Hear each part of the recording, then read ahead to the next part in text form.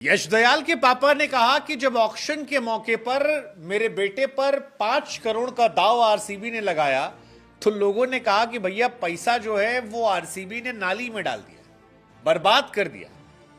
हालांकि दयाल साहब ने जलवा जलाल कर दिया, आरसीबी के लिए कमाल कर दिया और आरसीबी को प्लेऑफ में पहुंचा दिया। और अब दुनिया उनकी तारीफ कर रही है कि गुरु लड़का हो तो दयाल साहब के बेटे जैसा।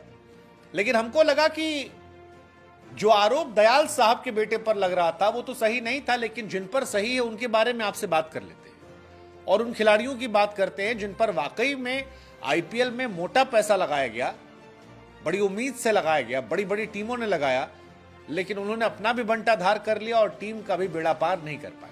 अब शुरुआत करते हैं यूपी खिलाड़ी समीर रिजवी से। समीर रिजवी वो खिलाड़ी जिनको लेकर हमने भी वीडियो बनाया था बड़ी उम्मीदों से कि यार लड़का जो है छाएगा, बवाल काट जाएगा, ये करेगा वो करेगा। समीर रिजवी सिवाय वो एक मैच जिसमें राशिद खान को 2 फेंटा मारा था, उसके बाद वो ना दिखे ना चले और ना उनके लक्षण अच्छे लगे। समीर रिजवी जिन्हें सीएसके ने 8.5 करोड़ रुपए में खरीदा था, 8 मैच में 51 रन केवल बना पाया। 8 मैचेस 51 रन, 12 का एवरेज यार, 118 का स्ट्राइक रेट। मतलब ना स्ट्राइक रेट में वो जनाब रहे, ना वो एवरेज में रहे, ना कोई कमाल कर पाए। और बड़ी उम्मीद से इनको लाया गया था, हाईएस्ट अनकैप्ड प्लेयर थे जो सबसे मोटा पैसा लेके आए थे, लेकिन अपनी उम्मीद के हिसाब से खरे नहीं उतर पाए। समीर रिजवी क्योंकि धोनी ने खरीदा था, लिहाजा लोगों को लगा यार कुछ तो बात इसमें है, बड़ी बात है, टैलेंट है। राशिद खान को छक्का मार के दिखाया था, लेकिन टैलेंट पर लिव नहीं कर पाए। और इसकी कई वजह हो सकती है, नीचे बैटिंग मिलना या कुछ भी हो। लेकिन अगर आप 8.5 करोड़ में खरीदे गए हैं और आप 8 मैच खेलते हैं और 8 मैच में आप 51 रन बनाते हैं और आपका एवरेज 12 का होता है, स्ट्राइक रेट 118 का होता है, तो फिर आप एक डिसअपॉइंटमेंट है। और ये डिसअपॉइंटमेंट पैसा बर्बादी की तरफ है। सबसे जो बेहतरीन इनकी बैटिंग थी वो थी 21 रनों की, तो ये मेरे हिसाब से सबसे पैसा बर्बाद प्लेयर थे, नंबर 1, क्योंकि अनकैप्ड थे। अब कैप्ड प्लेयर में जिन लोगों ने पैसा बर्बाद किया उसमें एक नाम है वेस्टइंडीज के अल्जारी जोसेफ का। अल्जारी जोसेफ को क्या सोच के आरसीबी ने 11.5 करोड़ में खरीदा था, ये फैंस भी नहीं समझ पा रहे। इसकी वजह क्या है? एक तो ये है कि अल्जारी जोसेफ जो है वो पिटते बहुत हैं। दूसरी वजह यह है कि अल्जारी जोसेफ को खिलाया भी नहीं गया। जिस खिलाड़ी को आप 11.5 करोड़ रुपए में लाते हैं, अगर आप उसे 14 में से 3 मैच खिलाते हैं तो ये आपके थिंक टैंक को लेकर भी सवाल उठाता है कि बाबू क्या सोचे खरीदे थे, खरीदे तो खिला लेते, और नहीं खिलाना तो खरीदना ही नहीं चाहिए था। अल्जारी जोसेफ को खरीदा गया 11.5 करोड़ में, 3 मैच खिलाया गया, 3 मैच में जनाब ने 1 विकेट निकाला, 12 की इकॉनमी से पिटे थे और उसके बाद इनको थैंक यू कर दिया। बैठे हैं आराम से, डगआउट में बैठे हैं, दबा के पैसा लिए।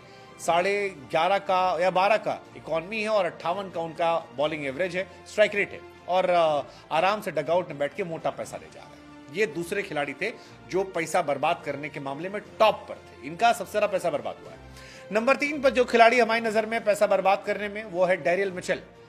सीएसके ने 14 करोड़ में खरीदा था। ये वो खिलाड़ी हैं जिन्होंने इंडिया के सामने 2-2 बार शतक ठोक दिया था और सेमीफाइनल में इंडिया के सामने शतक मारा था। बड़ी उम्मीदें इनसे थी बैटिंग में, बॉलिंग में, लेकिन जनाब 13 मैच खेल कर जाते हैं और केवल 318 रन बना पाते हैं, और जिसमें 29 का एवरेज रहता है।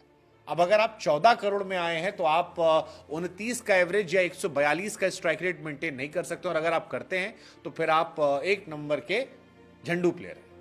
इस सीजन में यही दिखा। हालांकि ये बड़े प्लेयर थे, बार बार मैं कह रहा हूं कि परफॉर्मेंस देकर आए थे, इंडिया के सामने वर्ल्ड कप में टफ सिचुएशन में, प्रेशर में कर आए थे, लेकिन खत्म हो गए। एक और नाम जो मेरे हिसाब से बड़ा डिसअपॉइंटिंग था वो था देवदत्त पडिक्कल का।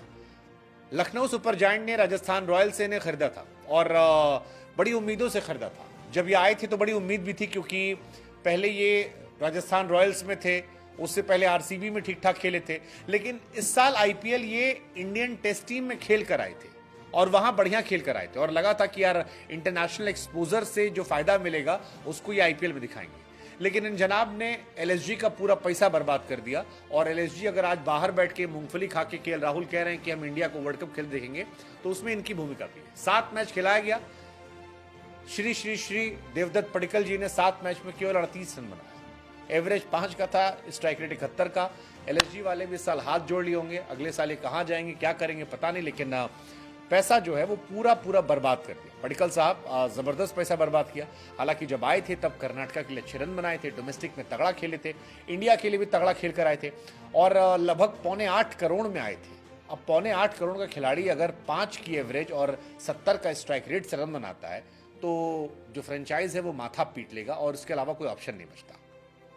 एक और खिलाड़ी जिनको पकड़कर माथा पीटना चाहिए वो है मयंक अग्रवाल। एसआरएच ने 8.5 करोड़ में रिटेन किया था, 4 मैच खेले, 64 रन बनाए, 16 का एवरेज था, 112 का स्ट्राइक रेट था। मयंक अग्रवाल एक जमाने में तगड़े प्लेयर हुआ करते थे, इंडिया के लिए खेले हैं, दोनों शतक लगाए हैं, पंजाब के लिए बहुत अच्छा खेले हैं, लेकिन एसआरएच में जाकर ये भी खत्म हो गया। 64 रन एसआरएच इनको खिलाने तौबा कर चुकी है। जब आप प्लेऑफ में मैच देखेंगे एसआरएच के केकेआर का तो संभवतः ये माना जा रहा है कि उसमें इनको नहीं खिलाया जाएगा क्योंकि खेलने लायक कोई काम इन्होंने किया नहीं। बट ये मेरे हिसाब से 6 प्लेयर थे जो आईपीएल में सबसे ज्यादा पैसा बर्बाद करने वाले प्लेयर थे। एक हार्दिक पांड्या का नाम भी आप जोड़ सकते हैं कि उन्होंने भी काफी पैसा बर्बाद किया, तो पूरी टीम ही बर्बाद कर दी उन्होंने।